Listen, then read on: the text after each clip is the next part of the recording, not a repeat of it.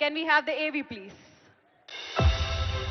14 సంవత్సరాల తరువాత తెలుగు చలనచిత్ర వినీలాకాశంలో కృష్ణపక్షం నేటితో ముగిసింది.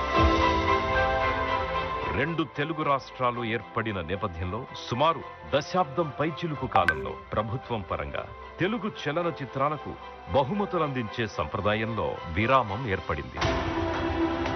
ఈ నేపథ్యంలో తెలంగాణ గద్దర్ ఫిల్మ్ అవార్డ్స్ పేరుతో మాన్య ముఖ్యమంత్రి వర్యులు శ్రీ ఏ రేవంత్ రెడ్డి గారి సారథ్యంలోని తెలంగాణ రాష్ట్ర ప్రభుత్వం మరుగున పడిన సంప్రదాయాన్ని పునరుద్ధరించడం హర్షదాయకం, అభినందనీయం. తెలంగాణ రాష్ట్రంలో కవులకు, కళాకారులకు, సినీ ప్రముఖులకు రాష్ట్ర ప్రభుత్వం తరఫున అధికారికంగా ఇచ్చే అవార్డులకు గద్దర్ అవార్డ్స్ అనే పేరు పెట్టి గద్దరన్నను గౌరవించుకుందామని చెప్పి ఈ వేదిక మీద నుంచి చెప్తున్నా.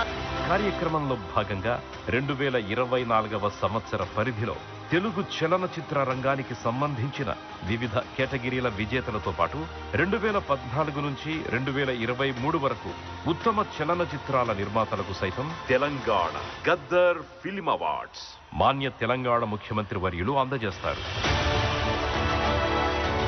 ఈ ఆనందోత్సవ సందర్భంగా తెలంగాణ రాష్ట్ర గౌరవ ముఖ్యమంత్రి వర్యులు శ్రీ ఏ రేవంత్ రెడ్డి గారికి, గౌరవ మాన్య ఉప ముఖ్యమంత్రి వర్యులు శ్రీ మల్లు భట్టి విక్రమార్క గారికి, గౌరవ రోడ్లు, భవనాలు మరియు సినిమాటోగ్రఫీ శాఖ మంత్రులు శ్రీ కోమటిరెడ్డి వెంకటరెడ్డి గారికి కృతజ్ఞతలు తెలియజేస్తూ తెలంగాణ చలనచిత్రాభివృద్ధి సంస్థ చైర్మన్, ప్రముఖ నిర్మాత శ్రీ దిల్ రాజు గారి ఆధ్వర్యంలో 14 సంవత్సరాల తరువాత మళ్లీ మన తెలుగు సినిమా పండగ నేడు అంగరంగ వైభవంగా జరుగుతోంది.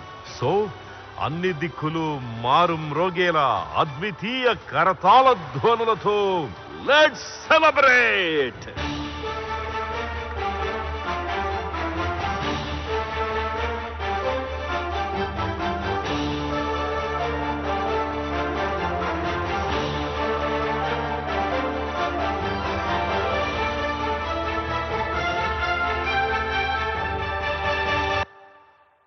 మరి ఇంత మంచి కార్యక్రమాన్ని ఒక మంచి క్లాసికల్ డాన్స్ పర్ఫార్మెన్స్ తో మొదలు